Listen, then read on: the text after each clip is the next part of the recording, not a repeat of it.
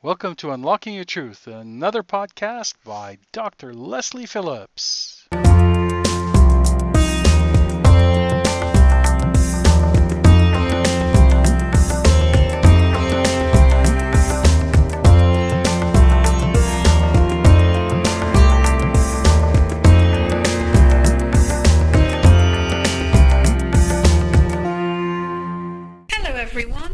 Welcome to Unlocking Your Truth with Dr. Lesley. My name's Dr. Lesley Phillips, and I'll be your host for the next hour.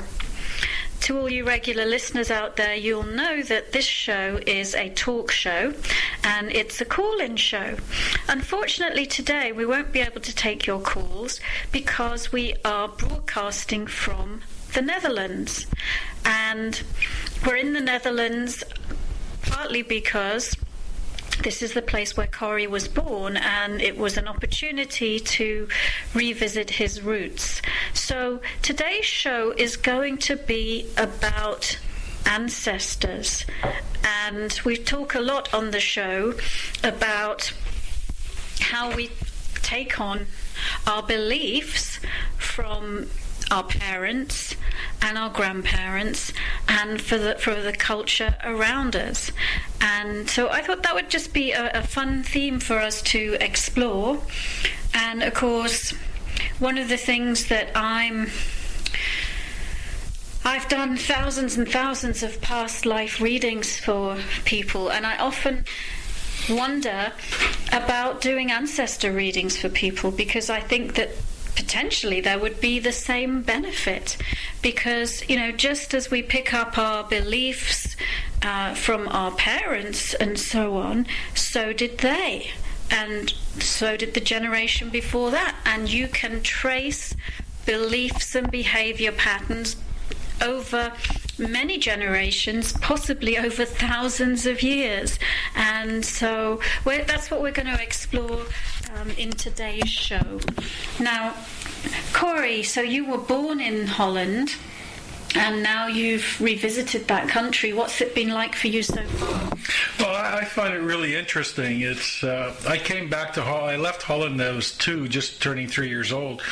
And I came back when I was 16 for a short visit, when I guess at 16 it's pretty hard to appreciate, for most people to appreciate, visits like that, and meeting your relatives and things along those lines. And I have no relatives in Canada per se. I have a niece and a nephew, and another niece and a nephew in the U.S., but the rest of my family that is here, I don't really know them. I haven't spoken to cousins or things like that for years. So coming back to Holland was kind of neat to listen to the language, to be immersed in Dutch, to the foods that I grew up with that you can get in a restaurant, and words. The interesting thing was the words. Certain words, I see them written, and they would, for some reason, they would just jump out at me and make me feel good, and just a great association with the energy there and the Dutch people, and being here is just an astounding feeling for me.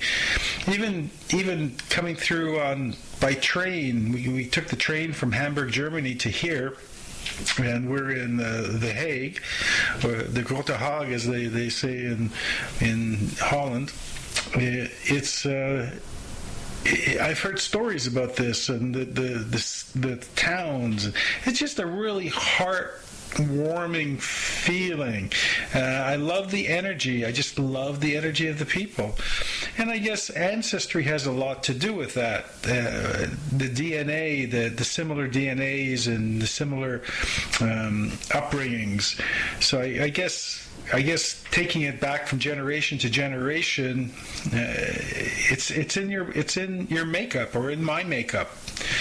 And I guess it's in spiritual makeup too, isn't it, Lesley? Well, I suppose so. I mean, well, actually, I'm not really sure I understand that question. I mean, I would say that from the work I've done looking at people's past lives, people can be born anywhere, in any genetic makeup. And so from my perspective, knowing my own past lives and the people that I've read, I've never met somebody who incarnates over and over again in the same genetic line and the same culture, although I guess that's possible. And I do think that people choose to incarnate into certain cultures because that culture offers them some aspect that is part of what they're wanting to experience that lifetime, because different cultures are different. They have different belief systems. I mean, you just need to look at maybe, compare the Japanese culture or the Korean culture with the European culture or North American culture. There are differences, and so incarnating into those different cultures will give you a different experience, will give you different programming in terms of the belief structures that you are exposed to. So bringing it back to being in the Netherlands, Corry, looking at the modern Dutch people and the modern Dutch culture, and then thinking about your parents who grew up there, do you see a connection with that? That's a good question. But let me just clarify what I meant by spirit as well earlier. Is that the parents, the family, the family unit has a tendency to have a certain amount of influence on individuals, and regardless of, for myself, when I left that, before I was 3 years old, and lived with my parents, left home, had a full life, and now I go back there, and I can understand a little bit more about them, the connection to the land, the connection to family, the connection to just different things, right? So it's just, I find connection, the spiritual connection that can be built by a place, even though you're not there. It just, that's all I can say about it. But as far as, what was your question? The modern Dutch people and Dutch your parents, and what the similarities and differences are, I know we've had a short time here, probably not even enough to answer that question, but there must be certain, beliefs that your parents carried and passed on to you that were anchored in their birth and growing up in, actually were they in the wartime? Yeah, they lived during my mother was born in both my mother and father were born during the First World War, and then they lived through the Second World War. And so that's one of the things that I picked up as I was going through by train. Remember, I turned to you and I said I see soldiers in the woods, and energetically I was seeing soldiers walking through the woods from World War II, and it was quite interesting to visualize that. But yes, there are similarities. There are lots of similarities. Mind you, we haven't been to where my parents spent most of their years. We didn't get a chance to go there yet, and I don't think we will. But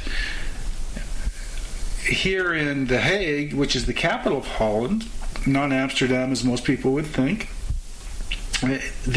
sure, it's clean. It's very friendly. The people are wonderful, and there's a reminder of my parents and my family, more so than me because I'm more Canadian than I am Dutch in that sense. But again, it was just wonderful. It's wonderful just being immersed, like walking out in the streets and hearing the Dutch and just the words, the writing, the food. It's like coming home to a place that's never really been my home. Yeah. It's funny to say. I tend to think of Dutch people as being fairly laid back and accepting, and maybe that's part of the fact that marijuana is legalized, euthanasia is legalized. They have a very humanistic approach to life, I think. But I imagine that's probably quite different to what it was like in the day of your parents. Oh, I would think so. I would think so. But again, it's hard to tell. Being my parents were from farm country, and where we are now is the big city comparatively, and we look at that, and it's difficult to judge something like that. My parents were more stringent when it came to issues, political issues, and things like that. They weren't really involved in that per se, but they took a more right-wing attitude towards stuff. So yeah, but yet they would talk about how a lot looser they are in Amsterdam and in the big city, of course. Yeah. And how has your Dutch heritage and the fact that you were brought up by Dutch parents, how do you think that affects you today? In terms of who you are? When did this become the Corry interview? Well, I guess you're the study. This In is progress, your country, right? Yeah, that's true. How did it affect me? Again, that's what I was saying earlier. Even though my parents and my brother and sister, who were born in Holland 12 and 13 years older than I was, they're Dutch. I'm Canadian. And even though I am Canadian, and most of my upbringing happens in the house and outside of the house, as far as I'm concerned. So your parents are responsible or are responsible for a certain portion of your upbringing, and then your peers and your schooling and all those things are responsible for another portion, and your friends, and so there's a discrepancy or diversion from what my parents taught and what I learned outside. Yet the base moral and spiritual moral and mores definitely are very similar to what I'm finding here, I think. I'm again, you know me, I'm really clean. I like my house clean. I like the dishes clean. I like to cook. That's true. There's no garbage here at all anywhere. Yeah, it's very clean. Clean isn't the word for it. Yeah, it is. Clean isn't the word for it. It's immaculate. I mean, in walking around the streets, you don't notice the cleanliness until all of a sudden you see a coffee cup, paper Starbucks type cup sitting on a ledge somewhere, and you go, my gosh, I haven't seen any of that anywhere. And so was Hamburg, mind you. Hamburg, Germany was the same thing, and it's a very similar culture. But yes, that's true. I guess I really feel different being here. And it's given me again, to repeat myself, a sense of home. Belonging. Yeah, a belonging, an understanding of home, more so than a belonging, I think, of why my parents were the way they were. And I mean, I remember them talking about, the towns and cities, and they're talking about the Hague. It's not someplace they went to on a large occasion, because, of course, they drove bicycles. They didn't drive cars. That's the other thing. This is not really a spiritual comment, but I don't know, maybe it is. It's to do with health and wellness. You can't believe until you go to the Netherlands how true it is that this is a bicycling nation. Because we've been to a few train stations, and like here we might have a multi-story car park next to the train station. They have multi-story bicycle parks. There's got to be thousands of them. Thousands and thousands of bicycles at every rail station. It's unbelievable. I've never seen anything quite like it. What we figured was that, and this was like on Sunday when we were taking the train here and there. And on Sunday we noticed the bicycles at the train stations, it was just as many there as there were on, like on a Monday or Tuesday. And we figured what it's got to be is there's a lot of commuting. And so people will have a bicycle for home, and they'll commute to the town they're working in, for instance, or the section of town, and they'll have a bicycle there that they take to office, because you can't take your bike on the train. And when I say train, it's sort of like a subway, metro, and it's like London being all integrated into one. And they're sprinters, they're called, and they go back and forth. But yeah, not 50 or 100, but thousands. I mean, levels and levels of bicycles. At the train station, there were two levels of bikes, and it was massive. And then coming into the Hague, and then in the where you would have a car park or a parking lot in Canada or the US, was another parking lot down below, 2 floors of bicycles. And each of the bicycles, they're 2-tiered, one on the ground and one above in a rack. It's just incredible. And so yeah, that does, I think it gives people a chance to think more in one way, because driving in a car is sort of monotonous and on a bicycle you have to be present, and it gives people a chance to think and take in the beauty, because they're not going as fast as everything else. And everyone's so slim and tall and blonde. Well, a lot of people are. Well, I'll switch it up a tiny little bit, but still talking about culture. We went to an art gallery called Maurits House, which has all the Dutch masters in it, which was a real treat to look at those paintings. And I think it's kind of interesting just to think about history and different times in history, different ages, different aspects of creative expression arise, and that period of time in the 1600s, I guess, was the height, but from the 1500s, maybe even starting in the 1400s, the Dutch especially bred this high culture of just high art, and it is amazing to see these paintings in real life, because the energy, it's one thing to look at it on a photograph, but to see the real painting with the layers of paint and the energy that went into that painting by the artist. And I think it really was a high period, not just in Dutch culture, but in world culture. And I found it, I just think it's fascinating that certain periods in history, the conditions allow for something to excel like that. And in Holland in that time, clearly, it was a time where artistic expression was at a high.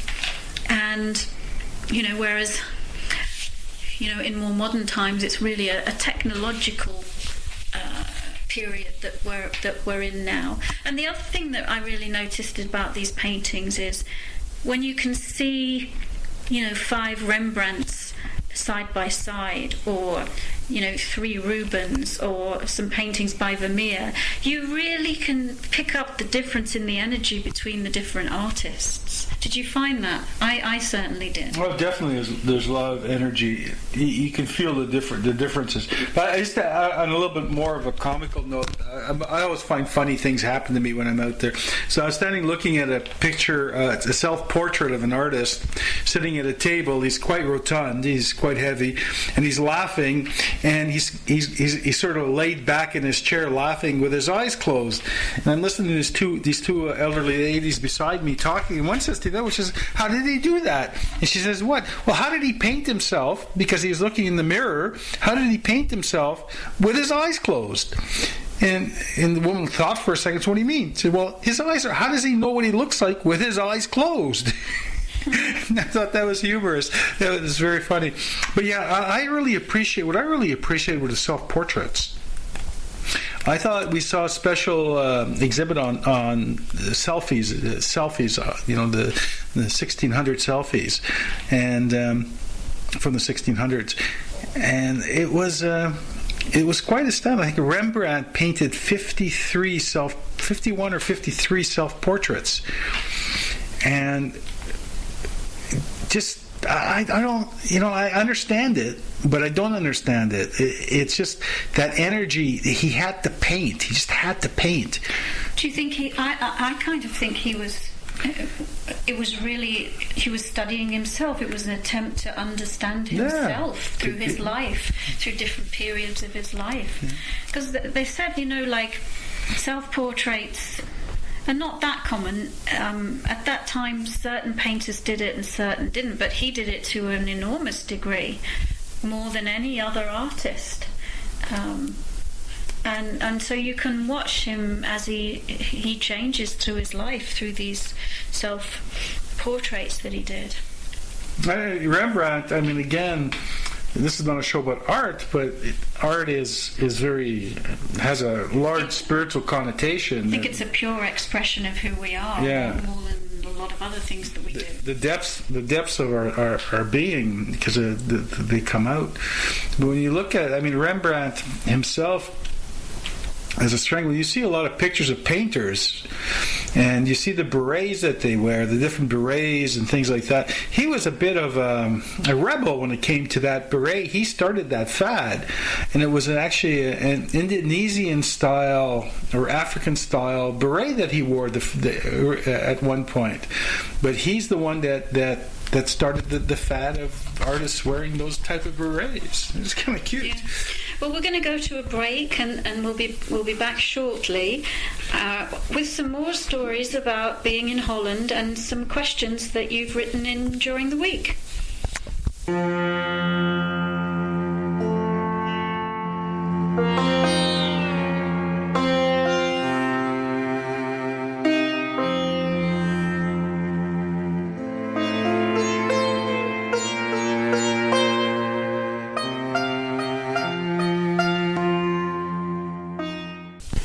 Welcome back, everyone. You're listening to Unlocking Your Truth with Dr. Lesley, and we are broadcasting from the Netherlands today. How do you say hello in Dutch, Corry? Hello. There's no special word, just hello. Well, guten Tag. Oh yeah, guten Tag. Yeah. Guten Tag, everybody. And we now reach that time in the show where we answer your questions. And so we've got a few people who've emailed us while we've been on the road. And so, Corry, what's the first one? Well, the first one's from me. See, right here. And my question is actually, since we're on this side of the globe, and I know you don't do mediumship as much as your psychic reading, but I'd really like to, since we're out here, I'd like to get a reading on my mom and my dad. Oh, that's great. Let's give you I'll give you a reading on your mum and your dad, and let's do an experiment, seeing as we started the show saying I've always been curious about doing ancestor readings for people. So let's even see if we can get any ancestors that lived in this part of the world. So give me a moment. I'm just going to tune into you, and if you could keep your eyes open.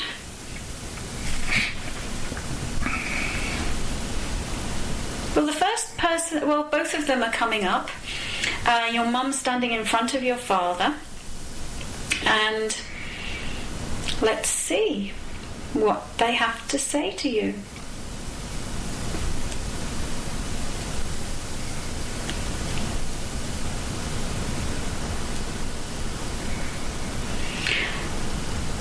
Well, I'm actually wondering whether this is your mother or whether it's definitely your father, but there's a lady standing in front of him who I believe might actually be an ancestor. So let me just figure out your dad is looking fairly tall actually to me, and your mum is shorter and heavier. Was she slightly plump or was she slim? Yeah, she was a little rotund during her life, and she did end up being slim in her later years. Did she? Okay, well, this lady's looking kind of, well, it's a projection of spirit. But the reason I'm saying I'm not sure it's your mum is because of the way she's dressed. She's dressed in really what I would say is clothing from, who knows, I mean, but it could be even the 1400s. So let me just see. And okay, so what I'm actually picking up, and this is really fun, I believe that it's your mum, and it's your mum showing a past life that she had in Holland at the same time as herself, and so she's that's kind of fun. And so let's just take a look. And the first thing, what made me think it was your mum was she was sort of holding. Actually, it looked like a cat. I'm not sure it was a cat, but just close to her heart and stroking it. And the message was just, it was almost like you were the cat, and she was stroking you and loving you. But then when I tune into this image of the lady, and it kind of, when you see images of milkmaids, people who work on farms, women who worked on farms a long time ago, and she's showing me her deep connection with the Netherlands, and how for her it goes back in her blood, but it does also go back in terms of that's been a country that she's chosen to live in, not just in her lifetime as your mum, but in other lifetimes as well. And let's see. So let's see what she has to say about it. And one of the things that she's talking about is the land and the way that the land is, because it's very flat and wide open, and it's almost like the land itself. The land itself encourages a certain way to be. Like, it's very different to live in a large open space under a fast-moving sky than it is to live, at the bottom of a valley with a big cliffs around you. And so there's something about the Dutch landscape which it's almost like it allows you to dream, allows you to have hope, allows you to there's something unlimited about the Dutch landscape that is being communicated to me. And let's see what else. I keep seeing images of just with this just farm activities, dairy, cows and cheese, and the goodness of the land, and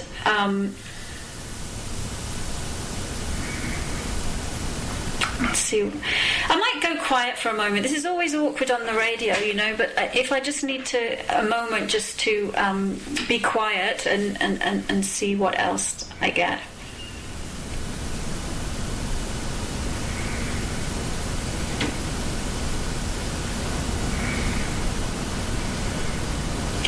So, when she was your mom, she was born at a time that wasn't like that. So she's sort of juxtaposing these two aspects of herself.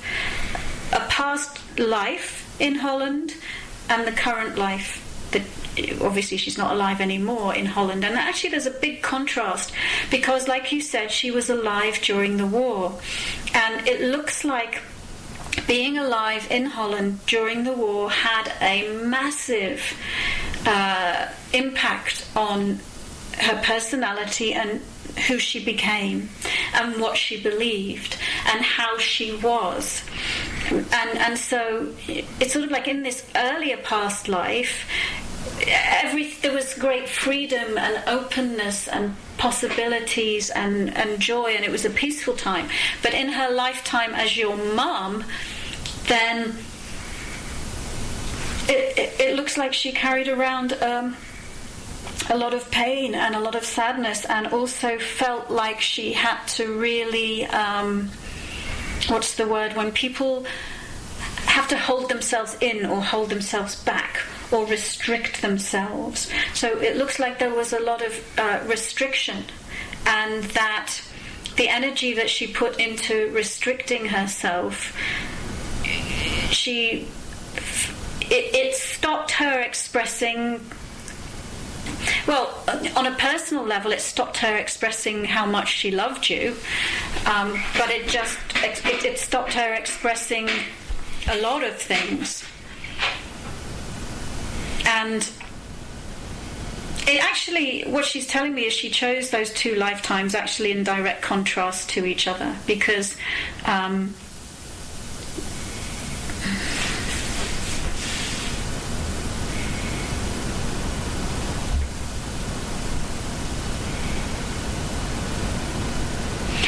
like another thing that she felt in her life was just not good enough, which is a common thing that a lot of people feel. So not really a personal message, Corry, but it does, I guess, what she's getting in the spirit of the show, because she's giving us some information. And so it looks like this earlier lifetime is a direct descendant as well, right? So she's incarnated in the same family line in this other persona that she's showing me. And in a way, now that she's passed on, it's in a way, it's like using the experience of the one life to help heal the other life, if that makes sense. Okay, I'm going to look at your dad now and see if we can see.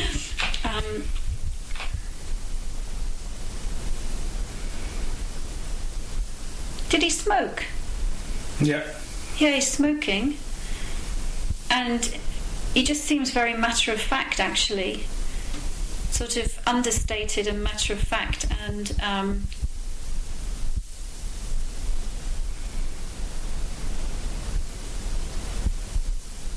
I mean, he feels kind of,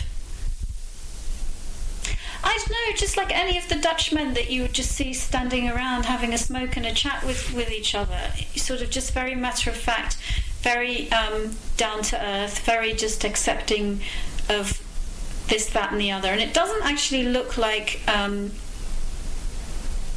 it looks like someone in his life who would have just accepted things the way they were and not got up in arms about them too much. That's what I'm picking up anyway. Let's see what he can tell us about Holland, and if he's got any messages for you as well.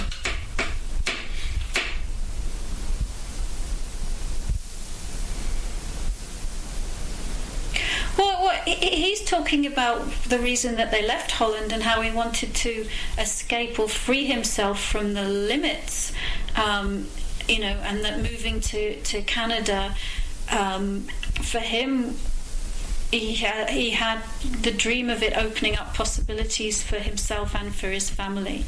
And at the time that he was living in Holland, it felt kind of depressed, or like that there were limited options and limited possibilities. And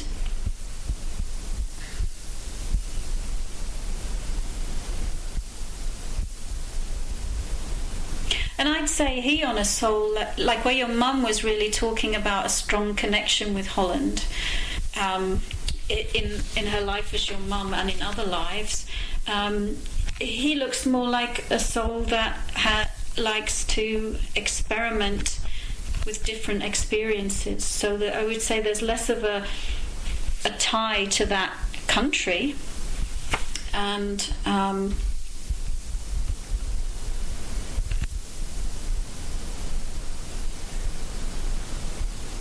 He's keeps showing me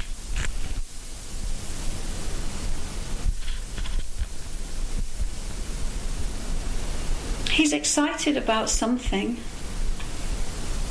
and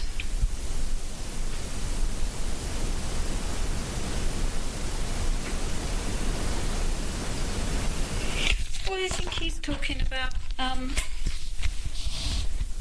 his next life or next lives after being your father, and none of them are in Holland or even Europe. So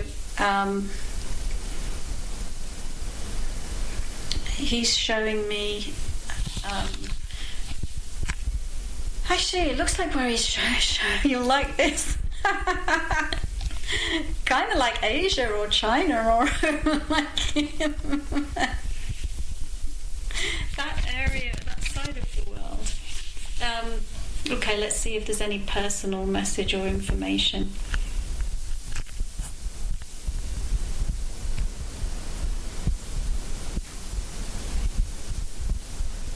Oh, see, no, I mean, it's just like, yeah, they both love you. But it's also like a kind of recognition that each soul creates its own, their own life and their own experience. And these two souls are part of your soul group, your connection to other souls. I'm not picking up like a specific message for you other than them loving and supporting you. And let's see, they're showing me they're sort of together showing me all like a collage of images of Dutch things, like a little Dutch girl and clogs and tulips and cheese, and just having a laugh about it, really. And the laugh is, it's not serious, it's just experience, and have fun with it. That, they were Dutch this lifetime, your genetics is Dutch, and it just light-hearted, really, Corry. Was there something specific that you were hoping would come out of asking that question? Not at all. I thought it would be a wonderful idea since we're here and connected. You don't have a specific question for either of them then? Yeah. No? Yeah. Mm-hmm. All right. Well, I think... Yeah, where was I born? Oh, gosh. Yes. Let me see if they'll show you where you were born. Just a little background on that, folks. All my memories of conversations with my parents and everything were in a certain area of Holland, in the southeast of Holland. And when I looked at my birthplace, it was in the north of Holland, and it doesn't make sense because I know more or less around where I was born, but and so I've been trying to figure out. I have nobody I can ask, so I was trying to figure out where exactly I was born so that while we're here, I could actually visit my birthplace. But we can't find out. Yes, it is on my birth certificate, but where my birth certificate says is a province in Holland, not a specific place. Well, okay, so I'm asking if it was north, south, west, east, central. And to me, it looks like it's, if you put your finger in what would be the centre of Holland, slightly north, and very, very slightly east. But kind of in the centre, not where it says on your birth certificate. That would be closer to the area that you're talking about, wouldn't it? Yeah, definitely. Yeah. Okay, we're going to go for a break, and we will be back shortly.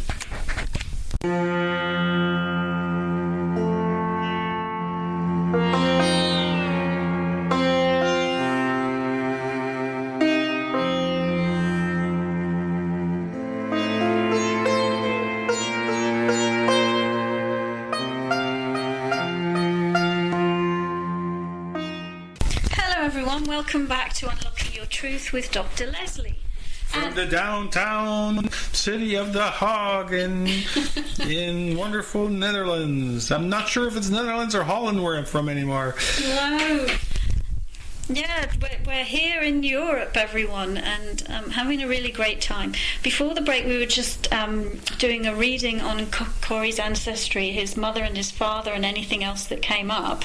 And his mum showed up to show a past life that she'd had, and she, in that persona that she was very bright and happy and fun-loving and amused and hopeful, and it was a very positive, joyous life. And then when she sort of switched into the persona of who she was when she was your mum, Corry, the energy was a lot darker and sadder and more restrictive. So I guess her life as your mum, you know, she went through some painful things in it. Would that be true? Sure. Yeah, definitely. You're not blaming me, are you? No. No, not at all. You know, and your dad, well, you know, he just looked to me kind of matter of fact. And, yeah, just accepting. And, but now, look, was showing me plans for his future incarnations, and they weren't in Holland at all. They were in other places. Interesting. Yeah. Interesting. So let's go to questions. Okay. And let's go. My first question is from, her name is Cloud. There's a lot of clouds here, let me tell you, and they come and go as fast as you blink your eye. And her comment is, or question is, are there any limiting beliefs, past traumas, habits, or blockages keeping me from connecting with or receiving messages from my guides, angels, ancestors, or spirit? Okay, so blocking beliefs she's asking Yes, about. yeah. Or traumas. Well, as soon as she asked about ancestors, maybe we'll emphasise ancestors in this, because that's the theme of the show. So I'm just tuning into this lady's energy. And she's wanting to connect to spirit with her guides and her ancestors and her higher information. And she wants to know if there are any blocks.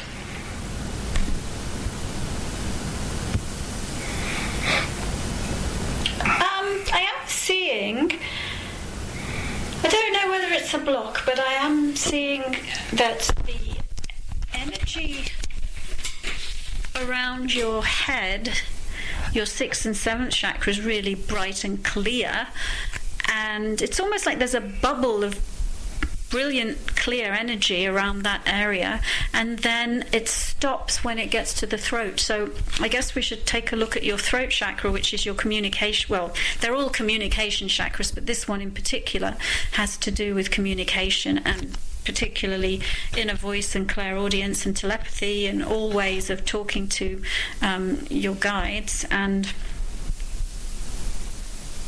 let's see.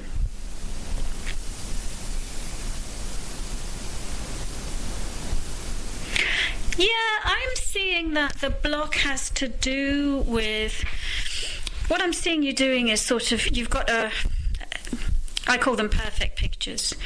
You've got this belief around this sort of perfect ideal or expectation around what it is to communicate with your guides and the kinds of things that they, will say to you. And it looks like you're wanting to receive information that you're special in some way. And of course you are, and everybody is. But I'm seeing that projection, that expectation of who they are and what sort of things they're going to say to you is blocking what they're actually saying to you. And so for you, the block, it's like let go of expectations so that you can receive the genuine signals that are coming. And I'll just take a look at what.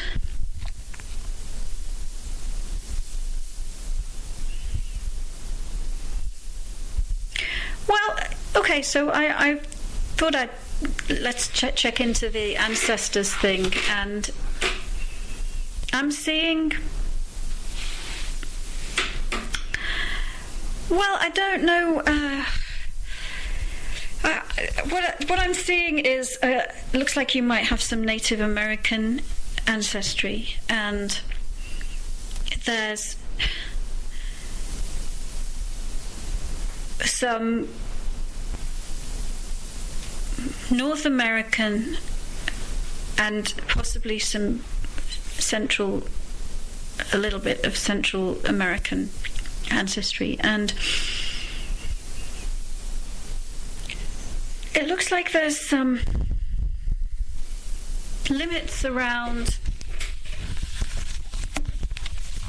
Looks like you've brought with you into this lifetime some limits around certain belief systems about the ancestors that came from your own past lives that are their limits. Not necessarily not true, but just limits. And again, it's this idea, it looks like that you had some past lives where you were part of an ancestor worship cult, where you believed that the ancestors were like God, and what the ancestors had to say to you had to be followed. And I'm also seeing that some of the ancestors around you are connected to you because of those past lives, and that you're wanting to break out of that limit because they were just people like you. They are spirit souls having an earth walk and having experiences here to expand their consciousness just like you. So they're no more godlike than you. They don't necessarily have better information than you. And so I'm seeing that, you know, one of the things you're wanting to break out of is to release and let go of those limits. And let's see what else I can see.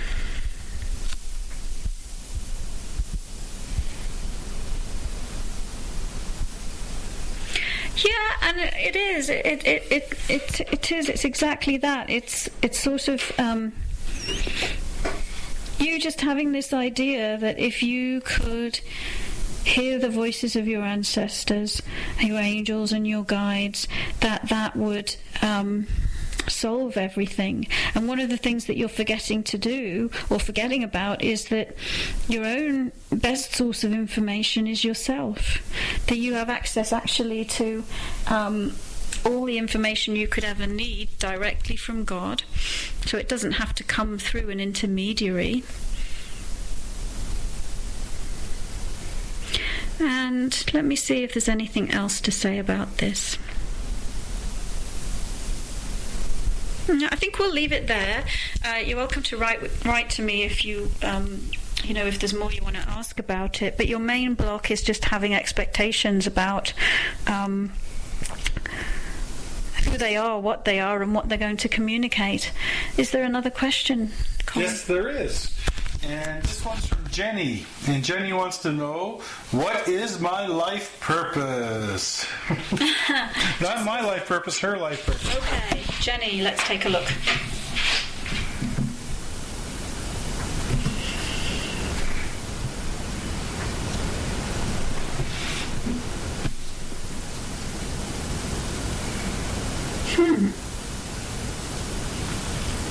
Well, Jenny, the image that I'm seeing is that it reminds me of two things.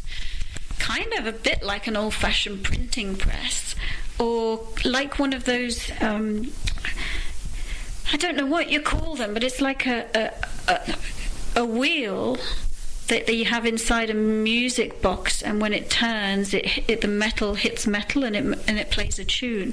It's more like an old printing press where reams and reams of paper are going round on a drum and being spewed out of this drum. And I'm seeing an image of you with a pen behind your ear and typing. And so what's coming up is that you're a communicator, that you're somebody who is here to disseminate information, to communicate information. And to me it feels, sometimes people are here to be a spiritual messenger, but for you it feels something more like journalism.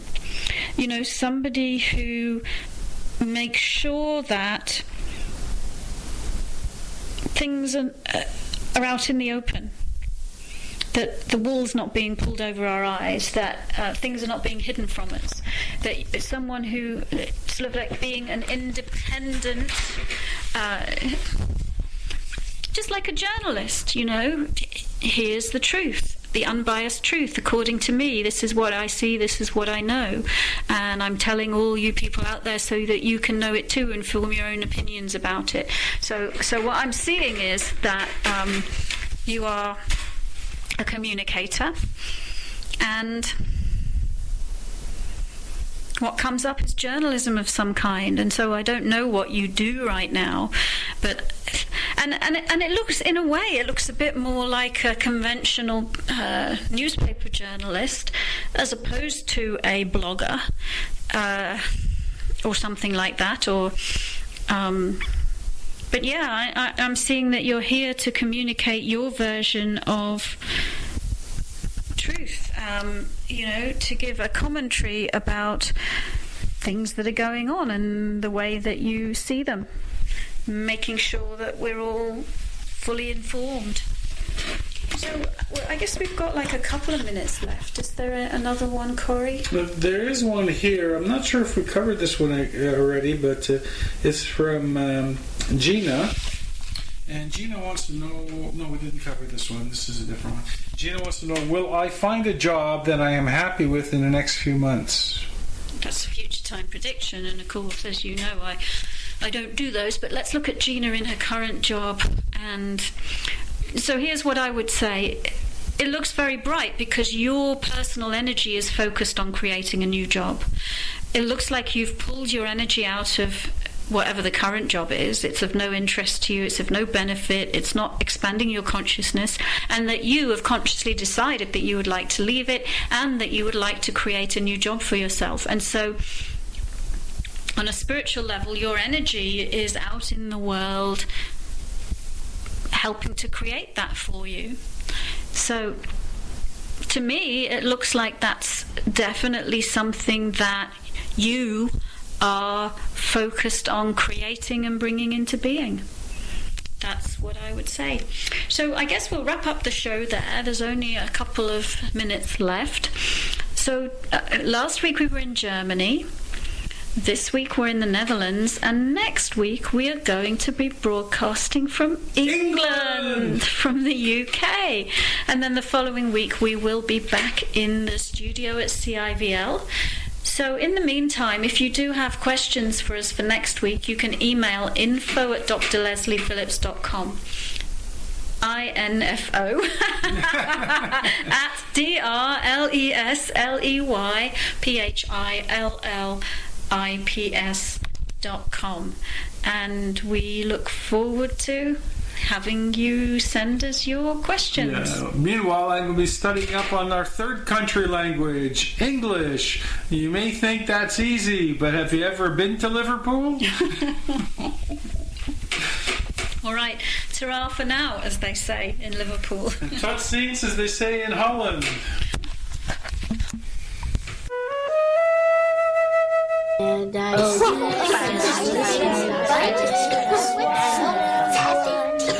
Hello, this is Damien from the band Effed Up, a.k.a. Pink Eyes, a.k.a.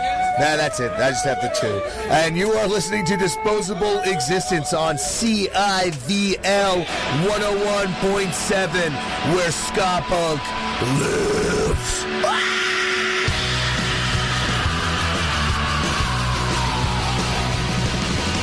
The cosmos is all that is, or ever was, or ever will be.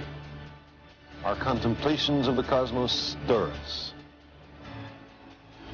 There's a tingling in the spine, a catch in the voice, a faint sensation as if a distant memory of falling from a great height. We know we are approaching the grandest of mysteries. You are now listening to 101.7 Civil Radio, broadcasting from the UFE campus in Abbotsford, reaching the communities of the Fraser Valley, Abbotsford, Mission, Chilliwack, and Langley. If you have any questions or concerns relating to our broadcast or want to get involved with Civil Radio, please email info@civl.ca. That's info@civl.ca. Or log on to our website, www.civl.ca, for more information about the radio station. We look forward to hearing from you. Thanks for listening.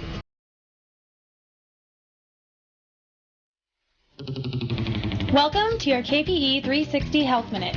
In an increasingly sedentary society, we need to stay on top of our daily physical activity. Here are some quick tips to get active and stay active during a busy semester. UFB offers classes that will motivate and introduce you to new ways of exercise through activities such as Pilates, yoga, and Zumba. Prices and schedules can be found on our UFB Cascades website. However, if you need to get your daily dose of activity off of campus, your UPass grants you free access to the Abbotsford, Matsqui, and Chilliwack Recreation Centers. Make sure you stop by their front desks to grab the drop-in fitness class schedule. Although if being outside is more your style, you can enjoy beautiful BC scenery by hiking. Thank you for joining us. You've been listening to another Unlocking Your Truth podcast by Dr. Lesley Phillips. For more information, go to her website at drlesleyphillips.com. That's drlesleyphillips.com, where you can ask questions or send her an email, and there's many free gifts on there for you as well. Come back again.